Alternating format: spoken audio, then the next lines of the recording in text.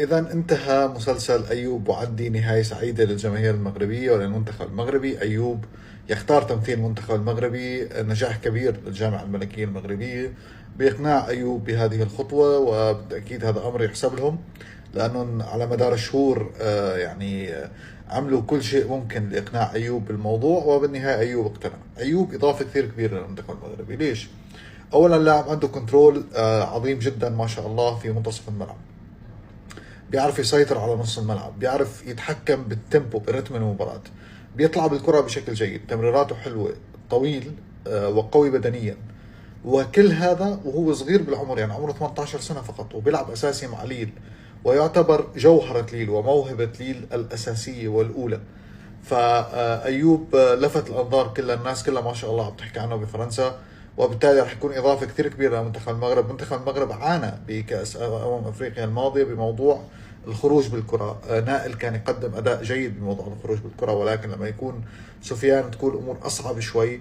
فأيوب ممكن يعطي حل إضافي أيضا بهذا الأمر، ويفرغ إن كان نائل للأدوار الهجومية ولا مرابط للأدوار الدفاعية، ويكون هو أساس عملية بناء اللعب في نص ملعب المنتخب المغربي في كأس العالم إن شاء الله. إضافة كثير كبيرة، لاعب بخبرات كبيرة، لاعب بالدوري الفرنسي، لاعب ضد أستون فيلا الموسم هذا باليوروبا ليج، قدم مباراة جميلة جدا. فإضافة مهمة جدا لمنتخب المغرب. فألف مبروك للجماهير المغربية، وإن شاء الله أنه بيكون فعلا اللاعب اللي الناس مستنته، والقطعة الناقصة في منتصف ملعب أسود الأطلس في كأس العالم وفي قادم الأيام. بوب بوب بوب، احسن خبر الدراري هاد العشيه هادي حسب صحيفه ليكيب الفرنسيه. ايوب بوعدي اختار المنتخب المغربي عن قناعه. السيد خبر المحيط ديالو العائله ديالو، خبر الجميع بانه اختيار تمثيل المنتخب المغربي. وبهذا القطعه الاخرى اللي كتخص المنتخب المغربي هي كملات. السيد اللهم بارك رقائقي لعيبي، هذا هو الستيل اللي خص المنتخب المغربي خصوصا بالكره الحديثه، وخصوصا ان عندنا اللهم بارك خط الهجوم خصو بزاف. شي واحد بحال هذا، شي واحد كيوصل الكره، كيساعد في الهجوم، كيرجع للدفاع، اللهم بارك. وهادشي نقول لكم بان السلوبي امام الاختيار وامام المهمه الصعبه في الحسم الاسماء اللي غادي تمشي معاه لكاس العالم. اسماء عديده، اسماء كثيره صراحه. لاعبين المنتخب المغربي كلشي بدا في هذا الموسم هذا، كلشي الاسم ديالو توب وان.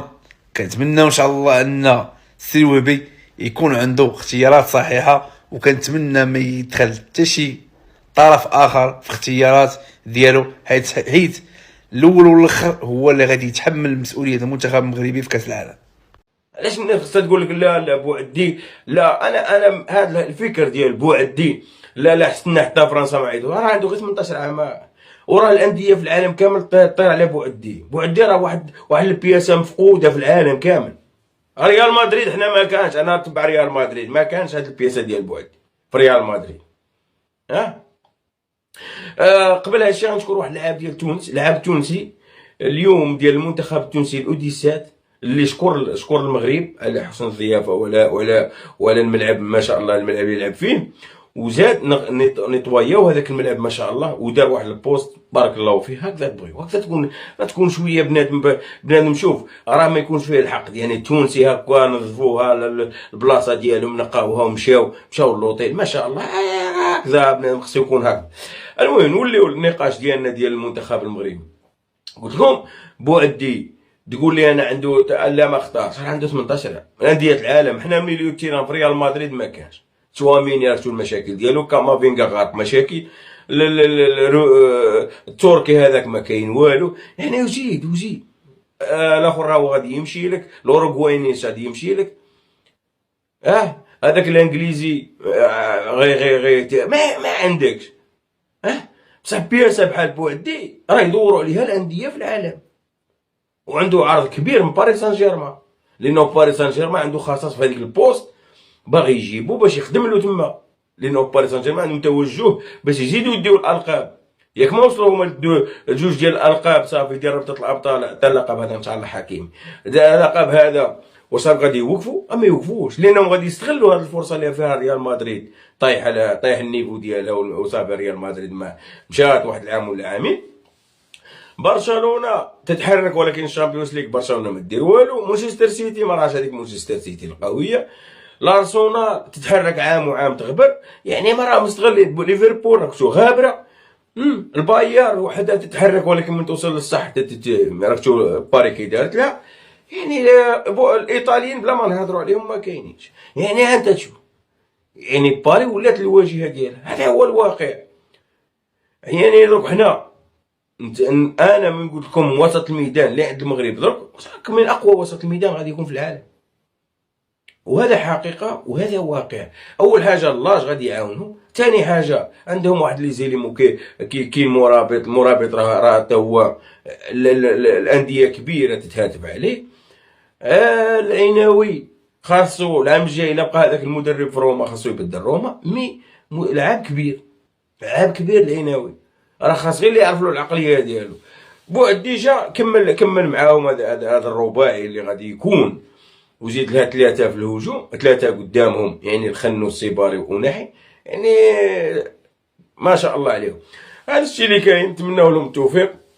Ayoub Boadi, 18 ans, tourne le dos à la France et opte pour le Maroc. Oui les gars, Ayoub Boadi, 18 ans, le crack de Lille, il opte pour le Maroc et il tourne le dos à la France. Franchement, un très bon coup pour le Maroc, hein. Très bon coup pour le Maroc. Il va renforcer ses milieux marocains. Hier, il n'a pas été convoqué par Deschamps pour la Coupe du Monde avec l'équipe de France. Mais là, il peut jouer la Coupe du Monde avec le Maroc, les gars, son pays d'origine. Franchement, c'est vraiment un choix de bonhomme, hein. Surtout à son âge, 18 ans.